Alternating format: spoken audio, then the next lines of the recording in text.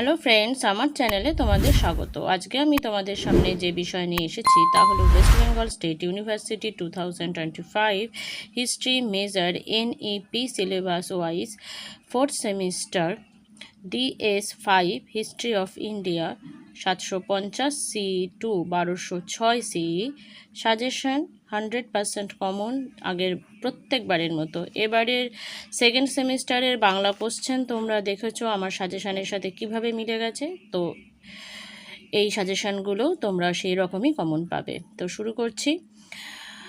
আরবদের সিন্ধু আক্রমণের তাৎপর্য কী ছিল? চোল শাসনকালে বঙ্গোপসাগরকে কেন চোল সমুদ্রম বলা হতো?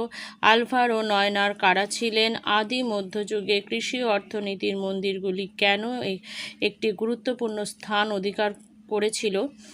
5. দক্ষিণ ভারতে গিল্ড বিষয়ে একটি সংক্ষিপ্ত টিকা লেখো। 6. ভারতের ইতিহাসে তরাইনের দ্বিতীয় যুদ্ধের তাৎপর্য কী? 7. আদি মধ্যযুগে ভারতের অভ্যন্তরীণ বাণিজ্য চরিত্র বিশ্লেষণ করো। 8. আদি মধ্যযুগের ইতিহাসের সাহিত্যিক উপাদানগুলির তাৎপর্য বিশ্লেষণ করো। 9. ভারতের আদি মধ্যযুগে তুর্কি আক্রমণের ফলাফলগুলির মূল্যায়ন করো। 10. পাল, গুর্জর প্রতিহার ও রাষ্ট্রকূটদের মধ্যে ত্রিশক্তি সংগ্রাম আলোচনা করো।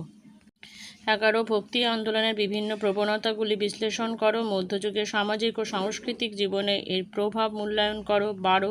আদি মধ্যযুগে মুদ্রা ব্যবস্থার উপর একটি টিকা লেখো। 13. গুপ্ত পরবর্তী যুগে আঞ্চলিক ভাষাগুলির বিকাশ আলোচনা করো। 14. আদি মধ্যযুগে ভারত মহাসাগরীয় বাণিজ্যের মূল বৈশিষ্ট্যগুলি আলোচনা করো।